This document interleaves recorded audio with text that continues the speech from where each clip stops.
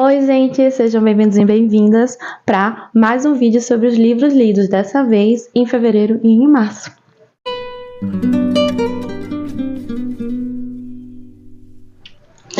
Bom, gente, tô atrasada aí, né? Mês de fevereiro não fiz, mas também li bem pouco, tava em ressaca literária, como falei pra vocês, mas chegou aí, vamos lá. Eu vou começar com um livro que despertou muito amor em mim.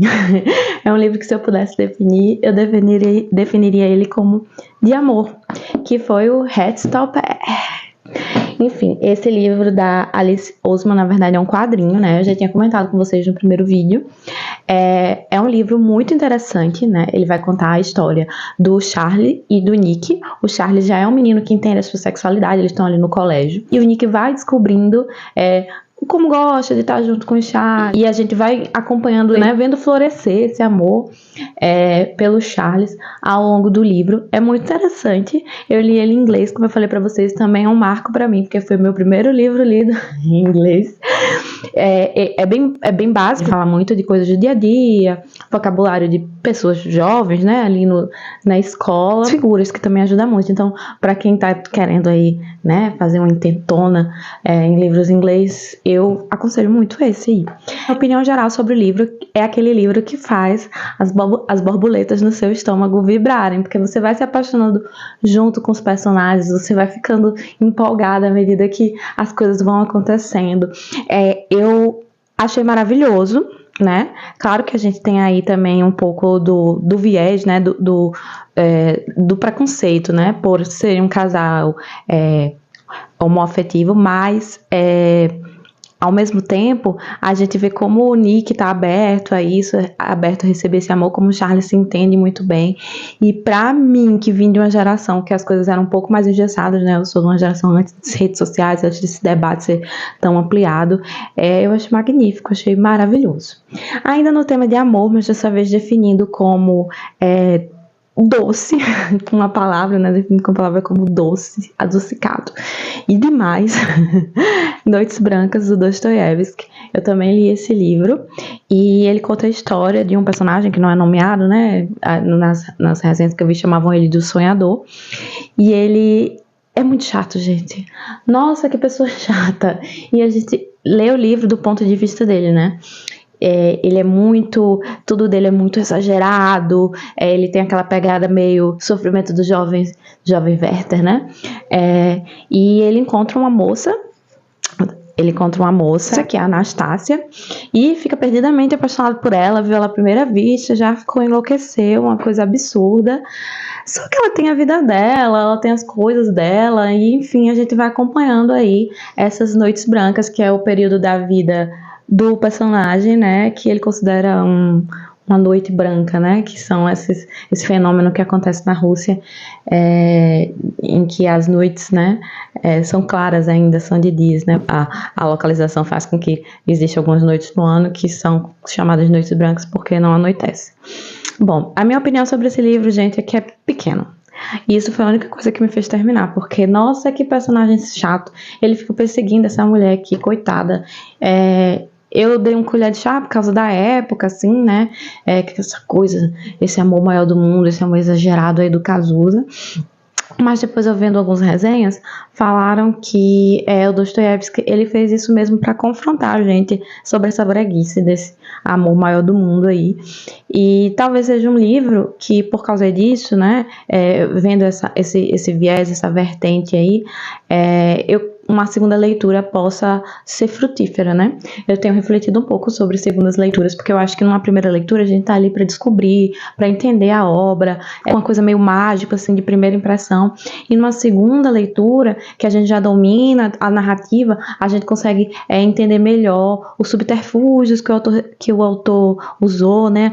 O que ele quis falar de forma subjetiva, o que ele tá dando para entender, as figuras de linguagem. Então, talvez essa seja uma obra que cresça numa segunda leitura. Mas tem uma obra que eu li, tenho certeza que uma segunda leitura seria muito proveitosa, que foi Bartley, o Escrivão.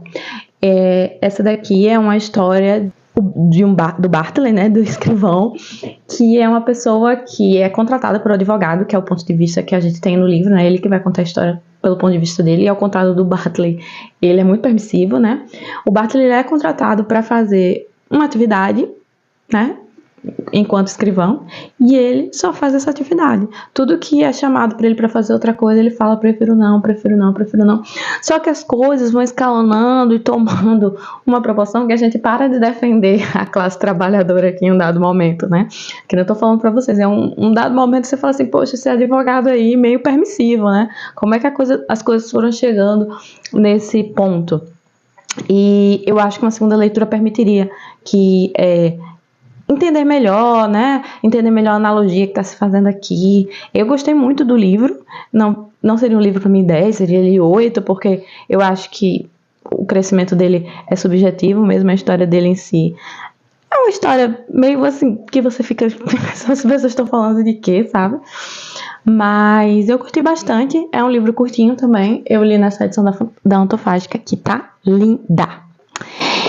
E aí vamos agora deixa eu ver aqui, para os livros que eu li no Kindle, começando com o meu queridinho, que eu amei, foi o Conto da Aya. Amei, assim, assustador ao mesmo tempo, né? Ele vai contar, né, do ponto de vista da Aya, né, que é quem tem a voz aí no livro, sobre o mundo, na verdade, dos Estados Unidos, né? Que a gente sabe que quando o livro é americano, o mundo está restrito ali aos Estados Unidos. Enfim, os Estados Unidos, eles sofrem um atentado terrorista ali que as pessoas ficam achando que é coisas de outros países, e na verdade são células dentro do próprio país deles, uma célula religiosa que toma conta dos Estados Unidos, a maior parte dos Estados Unidos ali, e passa a dominar, né, o país, e o país passa a seguir os ditames da Bíblia. Coisas assim, né, de algumas interpretações errôneas, algumas coisas que eles colocam ali no meio, tá expressamente na Bíblia, né, mas é colocado ali também, e a gente vê como o mundo se transforma para uma coisa que vai privilegiar uma classe masculina e pequena, né, e a maior parte da população vai sofrer ali num regime autoritário e talvez cristão, né, com certeza bíblico, numa religiosidade exacerbada. A minha opinião, eu amei esse livro. Eu já tinha assistido a série, né? Eu assisti somente a primeira temporada, porque foi na época que nosso contexto social estava bem ruim, então eu não tive estômago para seguir.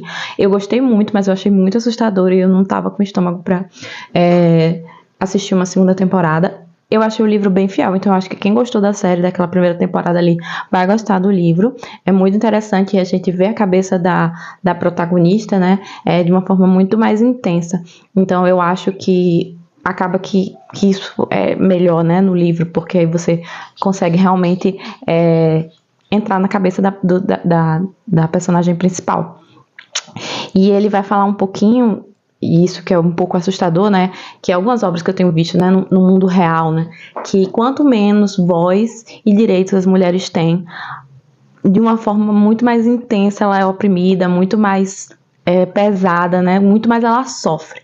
E nesse livro aqui, ele vai falar de um contexto social em que a mulher não tem voz e não tem direitos. E aí você tira as coisas absurdas que elas passam, né, a Aya passa por uma coisa absurda, né? Violações do corpo e da alma, assim, de uma forma muito pesada, né? E foi uma coisa que, como veio de um ataque terrorista, ela muda muito rápido, né? Ela tá numa realidade assim como a nossa, né? Não como a nossa, porque o livro não foi escrito agora, né? Nos anos de 2024. Então ele retratava, né, a década que ele foi escrito, mas que era uma década já globalizada, já que a mulher tinha direito, que a mulher trabalhava, e aí ele dá essa virada ali, como aconteceu, por exemplo, nos estados com a Revolução Islâmica, né, que as mulheres, vou até deixar a foto aqui, elas andavam assim, e elas passaram depois de chegar esse governo que não era secular, que a gente chama, né, e passar a governar assim estritamente sob os ditames de um livro religioso. Assustador realmente, principalmente essa toada cristã que a gente tá, de valorização das mulheres que ficam em casa, trade wives, né, daquelas mulheres que fazem pão e ficam só cuidando do filho, que tem uma pegada exclusivista, né, porque o marido para prover a casa inteira, né, a mulher não precisa trabalhar, o marido precisa ganhar muito, né, para viver naquela vida ali, e elas estão ganhando também, elas estão monetizando aquele conteúdo, então tem um quê de hipocrisia ali, mas muitas pessoas embarcam nisso aí, E eu acho bem perigoso, sabe? Essa dominação aí cristã, né? Principalmente a gente sabendo que as coisas que acontecem quando as mulheres realmente não têm voz, as coisas que acontecem conosco. O segundo livro que eu li, eu amei, foi O Deserto dos Tártaros. Eu li também no Kindle, né? Do Dino Buzzati, que é um escritor italiano, e ele vai contar a história de um militar que é jovem ainda e ele vai trabalhar, né, num lugar que, para os padrões do que a gente entende, um bom local de trabalho não é o caso. E a gente vai acompanhar ali a trajetória de vida dele nesse lugar, né? A constante espera que ele tem dos tártaros. E é isso a premissa da história, né? A gente vai realmente acompanhar a vida dele, acompanhar a conversa interna dele, né? Os desafios internos e individuais que ele é colocado ao longo da vida, dada a profissão que ele tá, né? E dado o posto que ele exerce. Esse livro em específico, eu tive uma impressão diferente da maioria das impressões que eu vi das pessoas sobre, né? Eu vi as pessoas comentando muito numa pegada meio coach, naquela pegada de que você precisa parar de esperar as coisas acontecerem, começarem a acontecer. E eu vi esse livro de uma forma diferente. Eu acho que a gente está num mundo hoje em dia que tem esse chama, né, de pessoas que são tiktokers, youtubers, influencers, que ganham muito dinheiro fazendo um trabalho que a gente considera um trabalho bacana, né, um trabalho artístico, um trabalho que estimula, né, a pessoa, o intelecto, e estimula a parte artística mesmo, né, e que não tem essa coisa chata de ser médico, ser advogado, que demanda uma responsabilidade muito grande, uma coisa enfadonha. Só que a gente tem que entender que não tem como o mundo todo ser tiktoker, não tem, a gente sempre vai precisar de ter médico, de ter advogado, de ter militar. E dentro dessas profissões, mesmo inclusive da profissão de tiktoker, da profissão de instagramer, né, de influenciador, vai ter coisas que não agradam, você vai às vezes ir para lugares que você não queria ir, entendeu? E às vezes você não consegue sair dali. E às vezes também, nesses trabalhos que a maioria das pessoas acham enfadonhos, você vai descobrir ali outro motivo de viver, você vai gostar de estar ali. E eu acho que essa é um pouco a perspectiva do Giovanni Drogo, né? Apesar de no início ele achar aquilo ali, porque, né, pro padrão que se tem de felicidade estava errado, ele vai se encontrando ali naquela vida e ele gosta daquela vida ali, do estilo de vida que ele levava ali. Ele até tenta sair, ele não consegue, e para ele, ele nunca chega a ponderar realmente assim, com convicção de que ele vai deixar o militarismo, então ele gosta de ser militar, sabe? Eu acho que a chegada dos tártaros, né, que as pessoas falam com, né, aquele inimigo que nunca chega, que você vai ficar sempre esperando, sem fazer nada, sem fazer acontecer a sua vida. Eu acho que ele sabia que os tártaros não iam vir, assim, eu acho que ele tinha essa ideia que ele não ia vir, e mesmo assim ele estava bem ali, né. Eu acho que acaba que a história, né, leva a gente para uma outra reflexão, né? Que é que a vida sempre passa e que por mais que você tenha tido muitos méritos, que você tenha sido muito feliz, tenha tido muitos filhos, muitos amigos, a morte vai levar você sozinho, né? A hora da morte é muito solitária e todo mundo vai morrer. E nosso tempo aqui é curto e eu acho que ele foi feliz, sinceramente. Mas me digam aí vocês, eu acho que é uma história que não perde muito com spoiler, porque é a história da vida, né, da vida passando. E eu gostei muito, como eu falei pra vocês, mas eu realmente tive uma impressão meio diferente, né, eu não tive essa impressão de pegar da cult, de vamos fazer acontecer, vamos se mudar, vamos sacudir a poeira e dar a volta por cima. Mas eu achei um livro muito bom. Um livro que eu deixaria com a palavra de agridoce, que foi um livro que eu também li no Kindle, foi Em Deuses Americanos.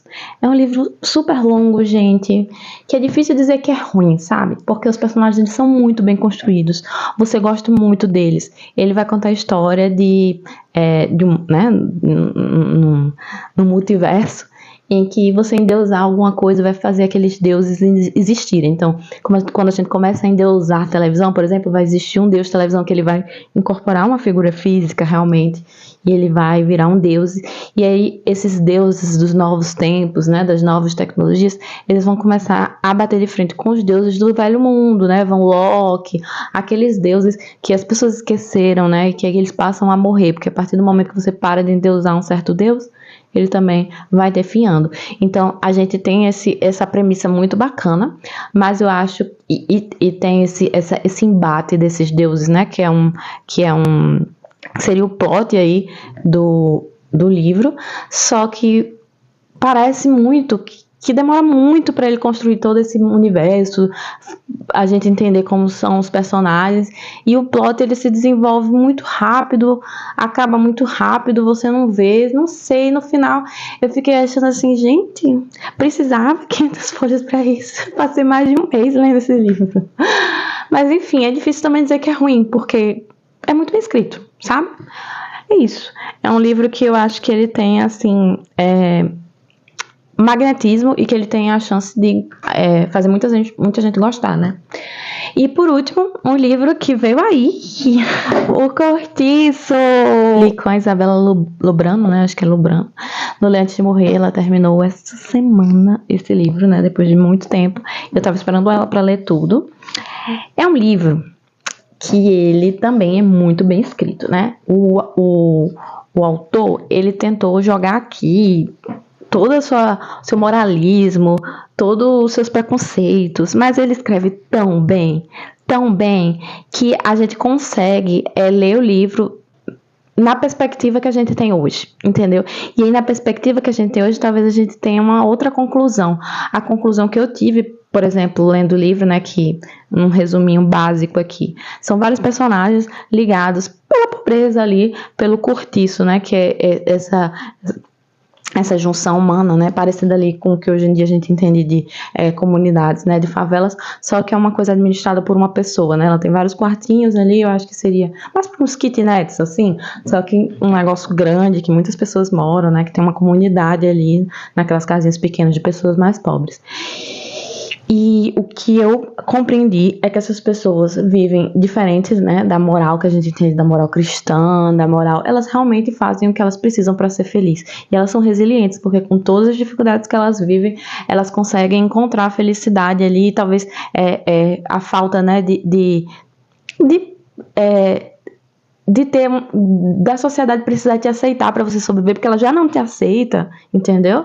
Você consegue ter muito mais liberdade de fazer e sentir o que você quer.